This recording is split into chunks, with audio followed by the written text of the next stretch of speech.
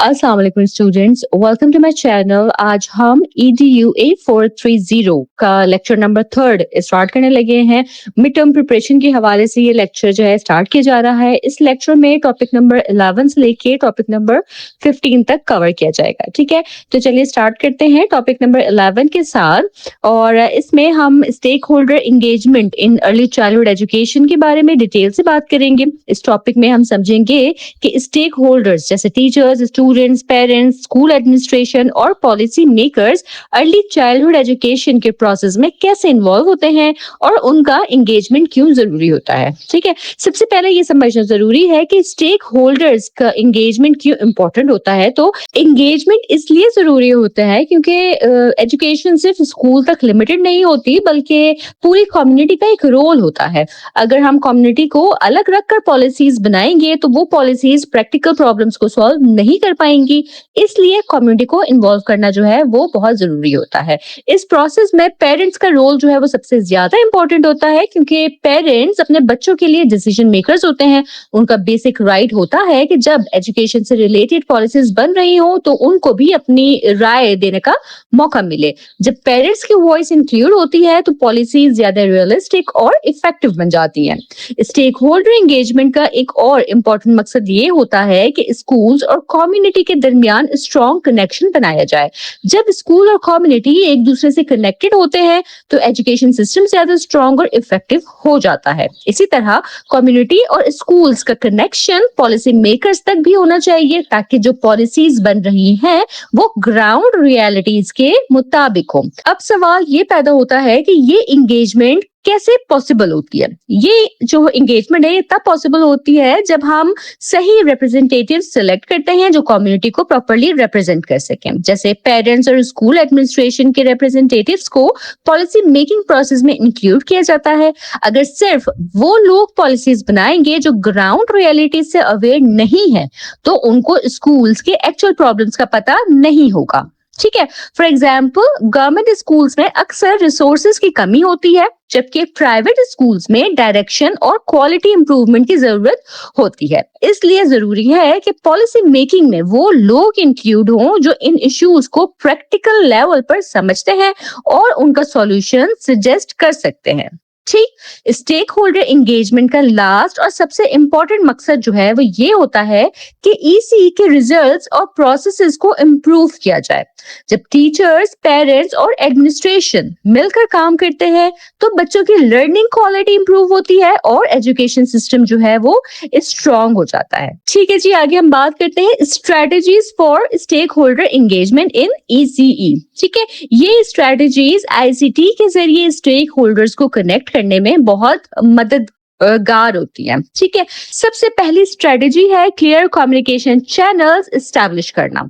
इसका मतलब है कि कम्युनिकेशन का सिस्टम क्लियर और इफेक्टिव होना चाहिए ताकि हर स्टेक होल्डर तक इंफॉर्मेशन जो है वो प्रॉपरली पहुंच सके। फॉर एग्जाम्पल, एक टाइम पर national professional standards for teachers के लिए बनाए गए थे, लेकिन बहुत से टीचर्स को इन स्टैंडर्ड्स का पता ही नहीं था। इसकी वजह यही थी कि कम्युनिकेशन चैनल क्लियर नहीं था और प्रॉपर ओरिएंटेशन नहीं दी गई थी। लेकिन अब ICT की वजह से कम्युनिकेशन बहुत इजी हो गई है, तो अब हम ईमेल, जूम मीटिंग्स और ऑनलाइन प्लेटफॉर्म्स के जरिए टीचर्स और स्टेक होल्डर से डायरेक्टली कनेक्ट कर सकते हैं। इसलिए क्लियर कम्युनिकेशन एस्टैब्लिश करना एंगेजमेंट का फर्स्ट स्टेप होता है। ठीक, दूसरी स्ट्रेटेजी है रेगुलर मीटिंग्स और वर्कशॉप अरेंज करवाना। मीटिंग्स और वर्कशॉप स्टेक होल्डर्स को एंगेज करने का बहुत इफेक्टिव तरीका होता है। आजकल ICT टूल्स की वजह से डिस्टेंस कोई प्रॉब्लम नहीं रही है। अगर स्टेक होल्डर डिफरेंट सिटीज या प्रोविंसेस में हैं तो भी वो ऑनलाइन वर्कशॉप्स अटेंड कर सकते हैं। इस तरह हर स्टेक होल्डर जो है वो अपने आइडियाज और सजेशंस शेयर कर सकता है और डिसीजन मेकिंग प्रोसेस में कंट्रीब्यूट कर सकता है। ठीक है। थर्ड स्ट्रेटजी है इनपुट और फीडबैक लेना। फीडबैक लेना जो है वो बहुत जरूरी होता है, क्योंकि इससे हमें पता चलता है कि स्टेक होल्डर्स क्या सोच रहे हैं और उनको किन प्रॉब्लम्स का सामना है। आईसीटी की मदद से फीडबैक लेना जो है वो भी बहुत इजी हो चुका है। स्टेक होल्डर्स जो है वो ऑनलाइन कमेंट्स, फीडबैक फॉर्म और एफएक्यू सेक्शन में अपनी क्यूरीज और सजेशन जो है वो शेयर कर सकते हैं। इस तरह हर स्टेक होल्डर की वॉइस जो है वो इंक्लूड हो जाती है। ठीक है। फोर्थ स्ट्रेटेजी है पेरेंट्स को डिसीजन मेकिंग में इन्वॉल्व करना। पेरेंट्स का इन्वॉल्वमेंट जो है वो बहुत इंपॉर्टेंट होता है, क्योंकि वो बच्चों की प्रोग्रेस को क्लोजली मॉनिटर करते हैं। आईसीटी टूल्स की मदद से स्कूल्स पेरेंट्स को एसएमएस अलर्ट, ईमेल्स और ऑनलाइन पोर्टल्स के जरिए बच्चों की प्रोग्रेस से अपडेट रख सकते हैं। जब पेरेंट्स को रेगुलरली अपडेट्स मिलती हैं, तो वो स्कूल के डिसीजंस में एक्टिवली पार्टिसिपेट करते हैं। ठीक है। फिफ्थ स्ट्रेटेजी है टीचर्स को प्रोफेशनल डेवलपमेंट अपॉर्चुनिटीज प्रोवाइड करना। टीचर्स को वर्कशॉप और ट्रेनिंग अटेंड करने का मौका दिया जाता है इसमें, ताकि वो अपनी स्किल्स जो है वो इम्प्रूव कर सके। अगेन आईसीटी की मदद से क्या है कि टीचर्स नेशनल और इंटरनेशनल लेवल पर ऑनलाइन वर्कशॉप्स अटेंड कर सकते हैं। जब टीचर्स इंटरनेशनल वर्कशॉप्स अटेंड करते हैं तो उनको इंटरनेशनल सर्टिफिकेशन मिलती है, जो उनकी प्रोफेशनल ग्रोथ के लिए बहुत बेनिफिशियल होती है। ठीक है। सिक्स्थ स्ट्रेटेजी हमारे पास है कम्युनिटी ऑर्गेनाइजेशंस के साथ कोलैबोरेशन करना। स्कूल्स जो है वो सिर्फ एजुकेशन तक लिमिटेड नहीं होने चाहिए, बल्कि उनको कम्युनिटी ऑर्गेनाइजेशन से भी कनेक्ट रहना चाहिए। For example, school police department को इनवाइट कर सकता है, ताकि वो बच्चों को ट्रैफिक रूल्स के बारे में एजुकेट कर सकें। इसी तरह दूसरी कम्युनिटी ऑर्गेनाइजेशंस भी स्कूल के साथ कोलैबोरेट कर सकती हैं। ठीक है। सेवंथ स्ट्रेटेजी आ जाती है पॉलिसी सपोर्ट के लिए एडवोकेसी करना। ठीक है। इसका मतलब ये है कि stakeholders policy making process में अपना इनपुट दें। आजकल बहुत से वेब पोर्टल जो है वो अवेलेबल है, जहां स्टेक होल्डर्स अपने सजेशन सबमिट कर सकते हैं। इस तरह पॉलिसी मेकर्स को ग्राउंड लेवल की इंफॉर्मेशन मिलती है और वो बेटर पॉलिसीज जो है वो बना सकते हैं। ठीक है। एट स्ट्रेटेजी है अचीवमेंट सेलिब्रेट करना। जब टीचर्स, पेरेंट्स या स्कूल अच्छी परफॉर्मेंस दिखाते हैं, तो उनको रिकॉग्नाइज करना जो है वो बहुत जरूरी होता है। आईसीटी की मदद से स्कूल डिजिटल सर्टिफिकेट्स और ऑनलाइन रिकॉग्निशन प्रोवाइड कर सकते हैं। For example, best teacher of the year या बेस्ट स्कूल अवार्ड ये दिया जा सकता है। ठीक है। नाइन्थ स्ट्रेटेजी आ जाती है डाइवर्सिटी और इंक्लूसिविटी प्रमोट करना। आईसीटी टूल्स डिफरेंट कल्चर्स और बैकग्राउंड्स के लोगों को कनेक्ट करते हैं, जिससे हर स्टेक होल्डर को इक्वल अपॉर्चुनिटी मिलती है। इस तरह एजुकेशन सिस्टम इंक्लूसिव और डाइवर्स भी बन जाता है। ठीक है। टेंथ जो स्ट्रेटेजी आ जाती है वो है पेरेंटल इन्वॉल्वमेंट एनकरेज करना। हर एंगेजमेंट आईसीटी के जरिए पॉसिबल नहीं होती, कभी कभी फोन कॉल्स या पर्सनल मीटिंग्स भी जरूरी होती हैं। इसलिए स्कूल्स को हर पॉसिबल तरीका जो है वो यूज करना चाहिए, ताकि पेरेंट्स को स्कूल एक्टिविटीज में इन्वॉल्व किया जा सके। ठीक है। 11th स्ट्रेटेजी, और ये मेरी लास्ट स्ट्रेटेजी है, वो है सक्सेस स्टोरीज शेयर करना। जब स्कूल्स अपनी सक्सेसफुल एक्टिविटीज शेयर करते हैं, तो दूसरे स्कूल्स भी उनसे इंस्पायर होते हैं और नए आइडियाज सीखते हैं। फॉर एग्जाम्पल, अगर किसी स्कूल ने पेरेंट्स के फीडबैक की मदद से स्पोर्ट्स इवेंट इंप्रूव किया है, तो वो अपनी सक्सेस स्टोरी शेयर कर सकता है, ताकि दूसरे स्कूल्स भी उससे सीख सके। ठीक है। आखिर में ये बात जो है ना वो याद रखना बहुत जरूरी है कि सक्सेसफुल स्टेक होल्डर एंगेजमेंट एक जो कंटिन्यूस प्रोसेस है। सिर्फ साल के शुरू में नोटिफिकेशंस भेजना या ईमेल सेंड कर देना काफी नहीं होता। स्टेक होल्डर्स के साथ एंगेजमेंट मेंटेन करने के लिए रेगुलर कम्युनिकेशन और एक्टिव इन्वॉल्वमेंट जरूरी होती है। अगर स्टेक होल्डर्स एक्टिवली इन्वॉल्व नहीं होंगे, तो वो प्रॉपरली एंगेज्ड भी नहीं होंगे। इसलिए स्कूल्स को हमेशा रेडी रहना चाहिए कि वो कम्युनिटी, पेरेंट्स और पॉलिसी मेकर्स के साथ स्ट्रॉन्ग कनेक्शन बनाए रखें। ठीक है, इसके साथ ही हमारा टॉपिक 11 यही मुकम्मल होता है। टॉपिक 12 की तरफ बढ़ते हैं और इस टॉपिक में हम नेशनल और international context of ICT in early childhood education को समझेंगे। इससे पहले हम डिजिटल डिवाइड का कॉन्सेप्ट डिस्कस कर चुके हैं। डिजिटल डिवाइड का मतलब होता है डिजिटल फैसिलिटीज का गैप, यानी कुछ एरियाज में टेक्नोलॉजी की फैसिलिटी अवेलेबल होती है जबकि कुछ एरियाज में ये फैसिलिटी बिल्कुल अवेलेबल नहीं होती। ये गैप अक्सर इकोनॉमिक, सोशल और इंफ्रास्ट्रक्चरल रीजंस की वजह से होता है।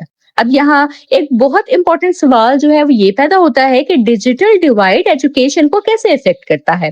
अक्सर हम आईसीटी के बेनिफिट्स की बात करते रहते हैं, जैसे आईसीटी से लर्निंग बेटर हो जाती है, स्टूडेंट्स के रिजल्ट्स इंप्रूव हो जाते हैं, आईसीटी इनेबल लेसन्स और इंटरेक्टिव व्हाइट बोर्ड्स यानी आईडब्ल्यूबीएस का यूज होता है। लेकिन अगर हम इस रियलिटी को एक्सेप्ट ना करें कि हमारे मुल्क में डिजिटल डिवाइड मौजूद है, तो आईसीटी के ये तमाम बेनिफिट्स प्रैक्टिकल लाइफ में हासिल नहीं हो सकते।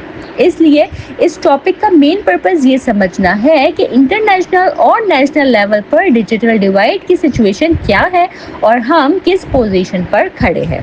अगर हम इंटरनेशनल और पाकिस्तानी कॉन्टेक्स्ट का कंपैरिजन करें तो कुछ इंपॉर्टेंट स्टैटिस्टिक्स हमारे सामने आते हैं जो हमें क्लियर पिक्चर देते हैं। इंटरनेशनल रिपोर्ट्स के मुताबिक दुनिया की 56% पॉपुलेशन अर्बन एरियाज यानी शहरों में रहती है, जबकि पाकिस्तान में सिर्फ 37% पॉपुलेशन जो है वो अर्बनाइज्ड है। ठीक है, इसका मतलब ये है कि पाकिस्तान में अभी भी बहुत ज्यादा पॉपुलेशन जो है वो रूरल एरियाज में रहती है, जहां आईसीटी फैसिलिटीज की अवेलेबिलिटी जो है वो कम होती है। अगर हम मोबाइल यूजर्स की बात करें तो दुनिया भर में 67% यूनिक मोबाइल यूजर्स हैं, जबकि पाकिस्तान में ये नंबर जो है वो 76% है। ये एक पॉजिटिव साइन लगता है क्योंकि पाकिस्तान में मोबाइल फोन्स का यूज बहुत ज्यादा हो रहा है। आजकल मोबाइल फोन सिर्फ कम्युनिकेशन का टूल नहीं रहा है बल्कि एक स्टेटस सिंबल भी बन गया है। लेकिन सिर्फ मोबाइल होना काफी नहीं होता है, अगर वो स्मार्टफोन ना हो तो उससे आईसीटी लर्निंग का फुल बेनिफिट हासिल नहीं होता। अब अगर हम इंटरनेट यूजर्स की बात करें तो वर्ल्ड लेवल पर 57% लोग इंटरनेट यूज करते हैं, जबकि पाकिस्तान में सिर्फ 22% लोग इंटरनेट यूज करते हैं। ये नंबर बहुत कम है और ये डिजिटल डिवाइड की एक क्लियर एग्जांपल है। इसी तरह active social media users world wide 45% हैं, जबकि पाकिस्तान में सिर्फ 18% लोग सोशल मीडिया यूज करते हैं और mobile social media user world में 42% है, जबकि पाकिस्तान में ये भी 18% है। ये तमाम नंबर्स इसलिए इम्पोर्टेंट है क्योंकि ये नंबर्स बताते हैं कि आईसीटी एजुकेशन को प्रमोट करने के लिए हमें अभी कितना काम करना बाकी है। अब हम annual digital growth in Pakistan की बात करते हैं। पाकिस्तान में मोबाइल सब्सक्रिप्शंस हर साल 5.6% के रेट से इंक्रीज हो रही हैं, जो एक पॉजिटिव डेवलपमेंट है। लेकिन इंटरनेट यूजर्स की ग्रोथ अभी भी स्टेबल है, यानी इसमें कोई खास इंक्रीज नहीं हो रहा। इसके बावजूद सोशल मीडिया यूजर्स 5.7% की रेट से इंक्रीज हो रहे हैं और मोबाइल सोशल मीडिया यूजर्स जो हैं वो 13% की रेट से बढ़ रहे हैं। ये एक एनकरेजिंग सिग्नल है क्योंकि इसका मतलब है कि ग्रेजुअली पाकिस्तान आईसीटी की तरफ मूव कर रहा है। अब अगर हम डिवाइस यूजेज इन पाकिस्तान को देखें तो ये भी आईसीटी डेवलपमेंट को समझने के लिए बहुत इंपॉर्टेंट है। पाकिस्तान में 82% लोग मोबाइल फोन्स यूज करते हैं, लेकिन उनमें से सिर्फ 31% लोग जो है वो स्मार्टफोन यूज करते हैं। इसका मतलब ये है कि बाकी लोग ट्रेडिशनल मोबाइल फोन्स यूज कर रहे हैं जो स्मार्ट फीचर सपोर्ट नहीं करते। इसी तरह सिर्फ 10% लोग जो हैं वो लैपटॉप्स और डेस्कटॉप यूज कर रहे हैं, जबकि टेबल डिवाइस सिर्फ 1% पॉपुलेशन के पास अवेलेबल है। ये एक अलार्मिंग सिचुएशन है क्योंकि टैबलेट्स आईसीटी लर्निंग के लिए बहुत यूजफुल डिवाइसेस होते हैं, लेकिन उनकी अवेलेबिलिटी बहुत कम है। इसके अलावा 76% लोगों के पास टीवी और एलसीडीज अवेलेबल है, जो एक पॉजिटिव फैक्टर हो सकता है, क्योंकि एजुकेशनल कंटेंट टीवी के जरिए भी डिलीवर किया जा सकता है, लेकिन ई रीडर डिवाइसेस और वेयरेबल टेक्नोलॉजी जैसे स्मार्ट वॉचेस जो है ये सिर्फ 1% लोग यूज करते हैं। ये तमाम फिगर्स ये शो करते हैं कि पाकिस्तान में आईसीटी डिवाइसेस की अवेलेबिलिटी अभी लिमिटेड है और इसको इम्प्रूव करने की बहुत जरूरत है। अब अगर हम पाकिस्तान के सबसे बड़े चैलेंज की बात करें तो वो है out of school children. Pakistan में लगभग 22.8 मिलियन बच्चे ऐसे हैं जो स्कूल नहीं जा रहे और उनकी एज जो है वो 5 से 16 साल के दरमियान है। ये एक बहुत सीरियस इशू है। दुनिया भर में पाकिस्तान OOSC यानी आउट ऑफ स्कूल चिल्ड्रन के हवाले से सेकंड नंबर पर आता है, जबकि फर्स्ट नंबर पर नाइजीरिया है। जब इतने ज्यादा बच्चे स्कूल नहीं जा रहे तो आईसीटी एजुकेशन इम्प्लीमेंट करना और भी मुश्किल हो जाता है। इसलिए सबसे पहला स्टेप ये होना चाहिए कि इन बच्चों को स्कूल में एनरोल किया जाए। इसके अलावा पाकिस्तान को और भी मल्टीपल चैलेंजेस का सामना है जो आईसीटी इम्प्लीमेंटेशन को स्लो करते हैं। पहला जो चैलेंज आता है वो है एजुकेशन बजट का। पाकिस्तान एजुकेशन पर सिर्फ 1.7% जीडीपी स्पेंड करता है, जबकि यूनेस्को के मुताबिक ये कम से कम 4 to 6% होना चाहिए। ये डिफरेंस बहुत ज्यादा है और ये शो करता है कि एजुकेशन को उतनी प्रायोरिटी यहाँ नहीं दी जा रही जितना कि देनी चाहिए। दूसरा चैलेंज है फिजिकल फैसिलिटीज की कमी। बहुत से गवर्नमेंट स्कूल्स में प्रॉपर बिल्डिंग्स अवेलेबल नहीं होती। कुछ स्कूल्स की बिल्डिंग की कंडीशन बहुत खराब होती है और ओनरशिप इश्यूज भी होते हैं। इसी तरह बहुत से स्कूल्स में इलेक्ट्रिसिटी अवेलेबल नहीं होती और जब इलेक्ट्रिसिटी नहीं होगी तो आईसीटी डिवाइसेस का यूजेज जो है वो फिर कैसे होगा। इसी के साथ साथ बहुत से स्कूल्स में सेफ ड्रिंकिंग वाटर अवेलेबल नहीं होता, यानी कि साफ सुथरा पानी अवेलेबल नहीं होता, वॉशरूम्स नहीं होते और बाउंड्री वॉल्स भी नहीं होती। ये तमाम फैक्टर्स स्टूडेंट्स की सेफ्टी और लर्निंग एनवायरनमेंट को डायरेक्टली इफेक्ट करते हैं। एक और जो सीरियस प्रॉब्लम है वो है गोस्ट स्कूल्स और गोस्ट टीचर्स का। गोस्ट स्कूल्स वो स्कूल्स होते हैं जो सिर्फ डॉक्यूमेंट्स में एग्जिस्ट करते हैं, लेकिन ग्राउंड पर या तो उनकी बिल्डिंग ही नहीं होती या वो किसी और पर्पस के लिए यूज हो रहे होते हैं। ठीक है, इसी तरह गोस्ट टीचर्स वो टीचर्स होते हैं जो रिकॉर्ड्स में तो रजिस्टर्ड होते हैं लेकिन एक्चुअल टीचिंग नहीं कर रहे होते। ये प्रॉब्लम्स एजुकेशन सिस्टम को वीक करते हैं और आईसीटी इम्प्लीमेंटेशन को मुश्किल बनाते हैं। ठीक हो गया। आखिर में ये बात में याद रखना बहुत जरूरी है कि आईसीटी को सक्सेसफुली इम्प्लीमेंट करने के लिए पहले बेसिक चैलेंजेस को सॉल्व करना जरूरी है। जब तक स्कूल्स में बेसिक फैसिलिटीज अवेलेबल नहीं होंगी तब तक आईसीटी का फुल बेनिफिट हासिल नहीं किया जा सकता। इसलिए पाकिस्तान को अपने नेशनल चैलेंजेस को एड्रेस करना होगा ताकि आईसीटी को अर्ली चाइल्डहुड एजुकेशन में इफेक्टिवली यूज किया जा सके। ठीक है जी, इसके साथ ही हमारा टॉपिक नंबर 12 भी कंप्लीट हो जाता है। टॉपिक 13 की तरफ बढ़ते हैं और इस टॉपिक में हम आईसीटी को चाइल्ड डेवलपमेंट टूल के तौर पर समझेंगे। यानी हम देखेंगे कि information and communication technology early childhood के दौरान बच्चों की डेवलपमेंट में कैसे हेल्प आउट करती है और हमें आईसीटी का यूज करना चाहिए भी या नहीं, इस बात को भी डिटेल में डिस्कस करेंगे। सबसे पहले हम चाइल्ड डेवलपमेंट का जो कॉन्सेप्ट है उसको समझते हैं कि चाइल्ड डेवलपमेंट असल में एक सीक्वेंस ऑफ एक्टिविटीज होती हैं जो बच्चे की जिंदगी में वक्त के साथ साथ होती रहती हैं। ये सिर्फ एक चीज नहीं होती बल्कि इसमें फिजिकल लैंग्वेज, कॉग्निटिव, इमोशनल और सोशल चेंजेस शामिल होते हैं। यानी जब बच्चे की सोच बदलती है, उसकी लैंग्वेज इंप्रूव होती है, उसका बिहेवियर डेवलप होता है और उसके इमोशंस कंट्रोल होते हैं, ये सब चाइल्ड डेवलपमेंट का हिस्सा होता है। यहाँ एक और इम्पोर्टेंट बात याद रखनी चाहिए कि ग्रोथ और डेवलपमेंट में डिफरेंस होता है। ग्रोथ का मतलब होता है फिजिकल चेंजेस जैसे हाइट, वेट बढ़ना, ठीक है, लेकिन डेवलपमेंट जो है वो फिजिकल नहीं होता है, सिर्फ वो सोच, बिहेवियर और स्किल्स की जो इम्प्रूवमेंट है, ये तमाम चीजें डेवलपमेंट का पार्ट होती हैं। फिजिकल ग्रोथ एक एज के बाद जो है वो रुक जाती है, लेकिन डेवलपमेंट जो है वो पूरी जिंदगी चलती रहती है, एक कंटिन्यूअस प्रोसेस है। ठीक है। चाइल्ड डेवलपमेंट को इफेक्ट करने वाले दो मेन फैक्टर्स होते हैं। पहला फैक्टर है जेनेटिक फैक्टर, यानी वो क्वालिटीज जो बच्चे को पेरेंट्स से मिलती हैं, और दूसरा फैक्टर आ जाता है एनवायरनमेंट, यानी वो सराउंडिंग्स जहां बच्चा रहता है, जैसे घर, स्कूल और कम्युनिटी। ये दोनों फैक्टर्स मिलकर बच्चे की डेवलपमेंट को शेप करते हैं। अब हम डेवलपमेंटल थ्योरीज का एक शॉर्ट ओवरव्यू देखते हैं। बहुत से एक्सपर्ट्स ने चाइल्ड डेवलपमेंट के बारे में डिफरेंट थ्योरीज दी है।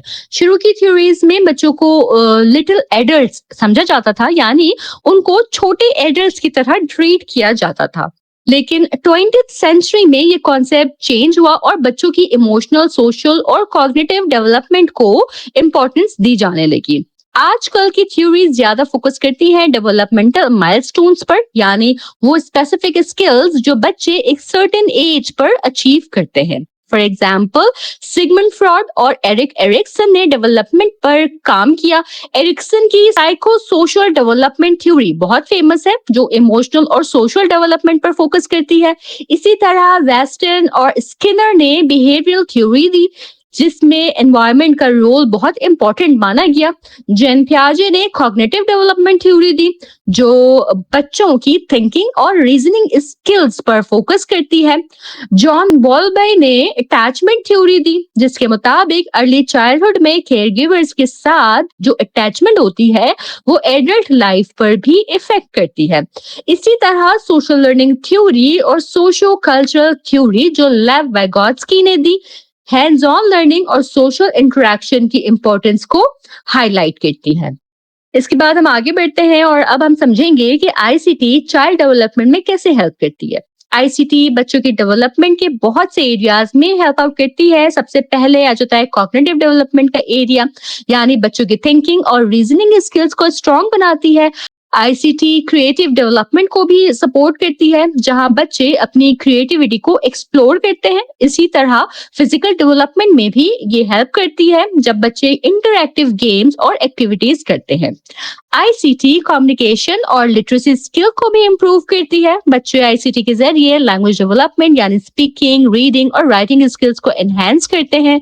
स्टोरी टेलिंग को एनकरेज करना भी आईसीटी का एक इम्पोर्टेंट रोल है, क्योंकि डिजिटल स्टोरीज बच्चों को ज्यादा इंटरेस्टिंग लगती हैं। इसके अलावा आईसीटी सोशल इमोशनल लर्निंग में भी मदद करती है। बच्चे अपने इमोशंस को समझना, कंट्रोल करना और दूसरों के साथ रिलेशनशिप बिल्ड करना सीखते हैं। ICT self awareness, self management, responsible decision making और रिलेशनशिप स्किल्स को भी इम्प्रूव करती है। इसी तरह आईसीटी बच्चों का सेल्फ स्टीम और कॉन्फिडेंस बिल्ड करती है, जब वो अपनी अचीवमेंट्स को शेयर करते हैं। ठीक है। मैथमेटिकल डेवलपमेंट जो है वो भी आईसीटी के जरिए इम्प्रूव होती है, खासतौर पर रोल प्ले और प्रॉब्लम सॉल्विंग एक्टिविटीज के थ्रू। आईसीटी बच्चों को दुनिया को समझने में मदद करता है, जैसे एनिमल्स, नेचर और एनवायरनमेंट के बारे में नॉलेज लेना, ये सब आईसीटी के थ्रू पॉसिबल हो पाता है। ठीक है जी। इसके बाद अब हम कुछ इंपॉर्टेंट पॉइंट्स डिस्कस करते हैं जो आईसीटी यूज करने से पहले याद रखने चाहिए।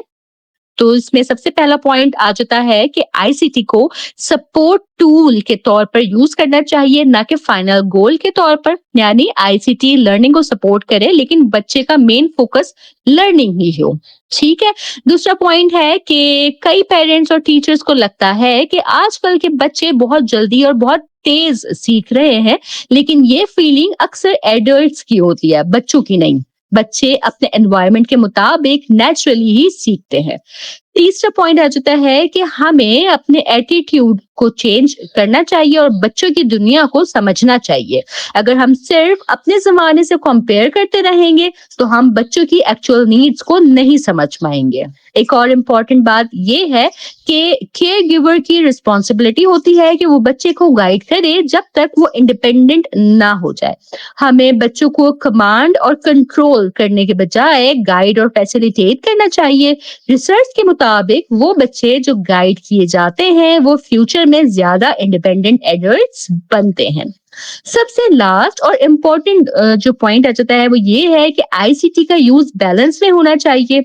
आईसीटी बिल्कुल नमक की तरह होती है, अगर ज्यादा हो जाए तो नुकसान होता है, और अगर बिल्कुल कम रह जाए तो मजा नहीं आता, उसका फायदा नहीं मिलता। ठीक है, इसलिए आईसीटी का राइट अमाउंट यूज करना जो है वो बहुत जरूरी है। अब इस कॉन्सेप्ट को समझने के लिए रियल लाइफ स्टोरी जो है वो भी हमें दी गई है कि एक 4 साल की लड़की को रैबिट्स जो है वो बहुत पसंद थे। उसने कुछ दिन तक रैबिट्स की वीडियोस देखी जिनमें उनके लाइफ स्टाइल, उनकी फीडिंग और केयर के बारे में इंफॉर्मेशन थी। कुछ टाइम बाद उसने एक पेट रैबिट जो है वो अडॉप्ट किया और उसका ख्याल रखना शुरू किया। फिर स्कूल में एक पेट शो हुआ जहां उसने अपने रैबिट को प्रेजेंट किया और टीचर्स और स्टूडेंट्स को उसके बारे में एक्सप्लेन किया। इस स्टोरी से ना हमें क्या पता चलता है? इस स्टोरी से हमें ये पता चलता है कि आईसीटी ने उस बच्चे की मल्टीपल डेवलपमेंट एरियाज में हेल्प की। उसने रैबिट्स के बारे में सोचकर कॉग्निटिव डेवलपमेंट जो है अपनी वो इम्प्रूव की। फिर उसने रैबिट के लिए घर बनाकर क्रिएटिव डेवलपमेंट को एनहेंस किया। फिर उसने क्या किया कि अपने रैबिट का ख्याल रखकर फिजिकल और हेल्थ अवेयरनेस डेवलप की। उसने अपने एक्सपीरियंस शेयर करके कम्युनिकेशन और लैंग्वेज स्किल्स वो इम्प्रूव की।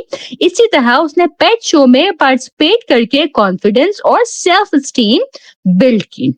इस एग्जाम्पल से ये क्लियर होता है कि अगर आईसीटी को प्रॉपर और पर्पसफुल तरीके से यूज किया जाए तो ये बच्चों की डेवलपमेंट के बहुत से एरियाज को स्ट्रॉन्ग बना सकती है।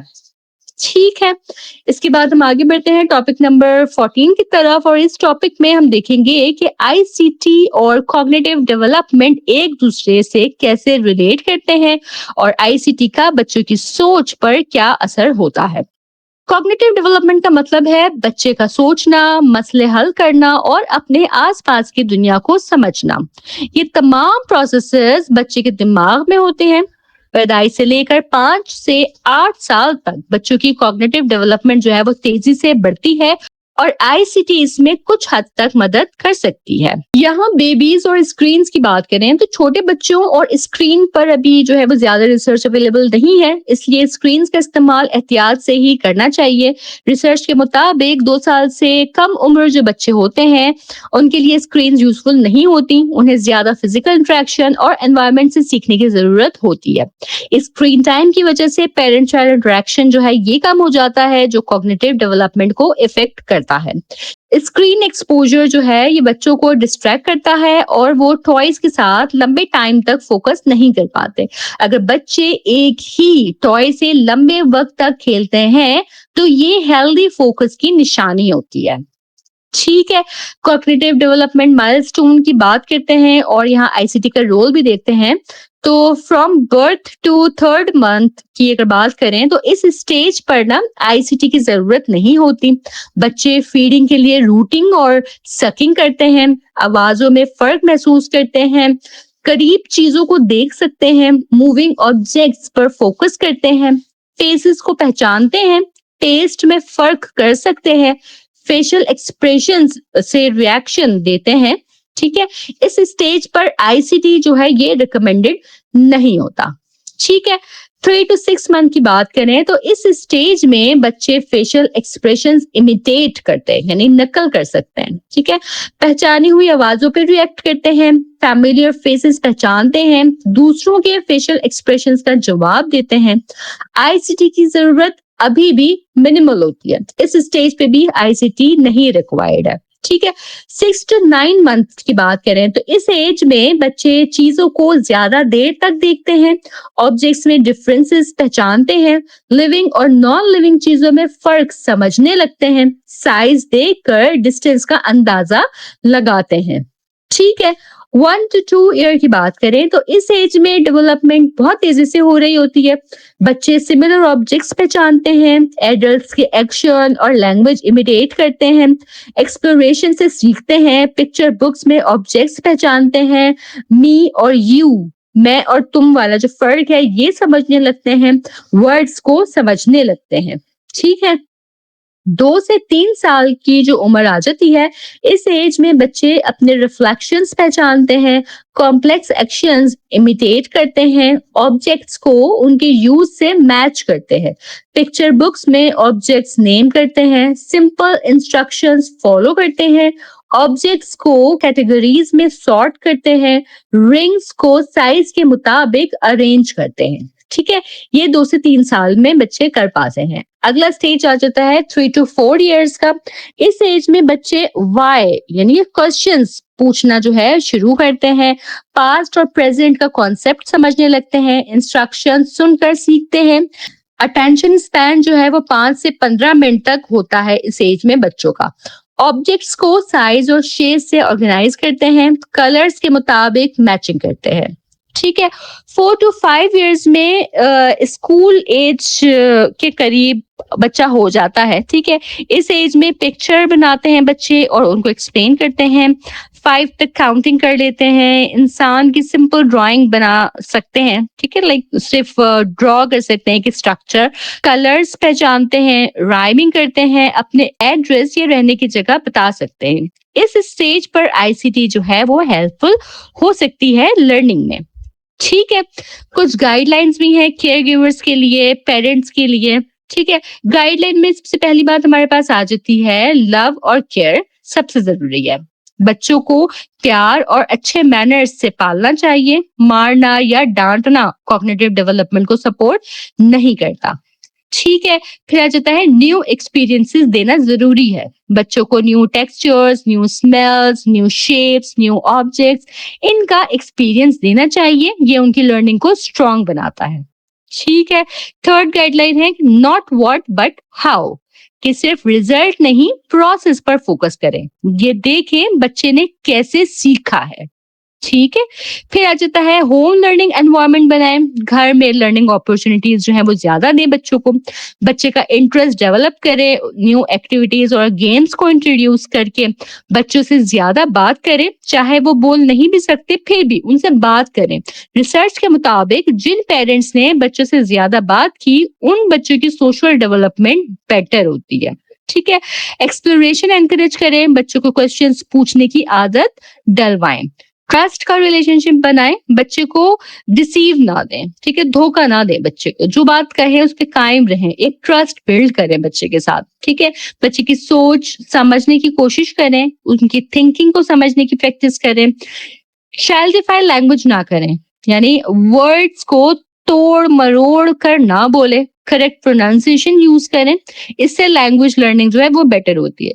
हम अक्सर करते हैं ना, बच्चों के साथ उनके अंदाज में बात करने लग जाते हैं, लफ्ज खराब कहने लगते हैं, तुतला कर बात करने लग जाते हैं। ठीक है, तो ये हमें नहीं करना है। बच्चे के साथ हमें प्रॉपर प्रोनाउंसिएशन यूज करनी है ताकि वो उसी बात को, उसी आवाज को एडॉप्ट करे। ठीक है, और लास्ट जो गाइडेंस हमारे पास यहाँ पे है वो है कंपैरिजन ना करें। अपने बच्चे को दूसरों से कंपेयर हरगिज ना करें। हर बच्चे की डेवलपमेंट डिफरेंट होती है। ठीक है, तो इस बात का खास ख्याल रखें। इसके बाद जो है हम आगे बढ़ते हैं आज के लेक्चर के लास्ट टॉपिक की तरफ, जो कि है टॉपिक नंबर 15, और इसमें हम बात करेंगे आईसीटी एंड क्रिएटिव डेवलपमेंट की। क्रिएटिव डेवलपमेंट एक बहुत इंटरेस्टिंग टॉपिक है। जब हम क्रिएटिविटी का नाम सुनते हैं तो आमतौर पर हमारे जहन में पेन्स, ब्रशेस और आर्ट वाली एक्टिविटीज का ख्याल आता है, लेकिन क्रिएटिविटी सिर्फ ड्राइंग या पेंटिंग तक लिमिटेड नहीं होती। असल में क्रिएटिविटी का मतलब है सेल्फ एक्सप्लोरेशन और नए तरीकों से प्रॉब्लम सॉल्व करना। इसका मतलब है कि बच्चे अपनी सोच और आइडियाज को अपने तरीके से एक्सप्रेस करते हैं और दुनिया को अपने अंदाज में एक्सप्लोर करते हैं। क्रिएटिव डेवलपमेंट की सिंपल डेफिनेशन ये है कि ये इस बात से रिलेटेड होती है कि आप अपने आप को किस तरह एक्सप्रेस करते हैं और दुनिया के साथ किस तरह इंटरेक्ट करते हैं अपने यूनिक एक्सप्रेशन के जरिए। इसीलिए बच्चों की क्रिएटिव डेवलपमेंट जो है वो बहुत ज्यादा जरूरी होती है। क्रिएटिविटी के बारे में एक बहुत पुरानी डिबेट है कि क्या लोग क्रिएटिव पैदा होते हैं या क्रिएटिविटी सीखी जाती है। रिसर्च से ये पता चलता है कि क्रिएटिविटी दोनों चीजों का कॉम्बिनेशन होती है। यानी कुछ बच्चे नेचुरली क्रिएटिव पैदा होते हैं, लेकिन अगर उन्हें सही एनवायरनमेंट और अपॉर्चुनिटीज ना मिले तो वो अपनी क्रिएटिविटी को प्रॉपरली एक्सप्रेस नहीं कर पाते। अफसोस की बात यह है कि हमारे एजुकेशन सिस्टम में अक्सर क्रिएटिव डेवलपमेंट पर ज्यादा फोकस नहीं किया जाता, खास तौर पर पब्लिक स्कूल्स में। जबकि प्राइवेट स्कूल्स में अब ड्रामेटिक प्लेस, रोल प्लेइंग और क्रिएटिव एक्टिविटीज पर ज्यादा जोर दिया जाने लगा है। अब आईसीटी के आने के बाद क्रिएटिविटी को बढ़ाना आसान हो गया है, क्योंकि हम टेक्नोलॉजी की मदद से बच्चों की क्रिएटिविटी को एनहेंस कर सकते हैं। ठीक है। अक्सर लोग समझते हैं कि क्रिएटिविटी जो है वो सिर्फ आर्ट्स तक लिमिटेड होती है, जैसे पेंटिंग या स्कल्पचर, लेकिन असल में क्रिएटिविटी जो है वो साइंटिफिक फील्ड में भी हो सकती है। साइंटिफिक क्रिएटिविटी का मतलब है प्रॉब्लम्स को नए तरीके से देखना और साइंटिफिक प्रोसेस फॉलो करके उनका सॉल्यूशन निकालना। मिसाल के तौर पर अगर कोई बच्चा किसी मसले को इस तरीके से सॉल्व करे जो पहले किसी ने ना सोचा हो, तो ये भी क्रिएटिविटी का हिस्सा है। इस तरह क्रिएटिविटी सिर्फ आर्ट्स नहीं बल्कि साइंस और टेक्नोलॉजी में भी होती है। ठीक है। कॉमन मिथ ये है कि या तो इंसान आर्टिस्टिक होता है या साइंटिफिक, यानी अगर कोई लॉजिकल है तो वो क्रिएटिव नहीं हो सकता, और अगर क्रिएटिव है तो लॉजिकल नहीं हो सकता।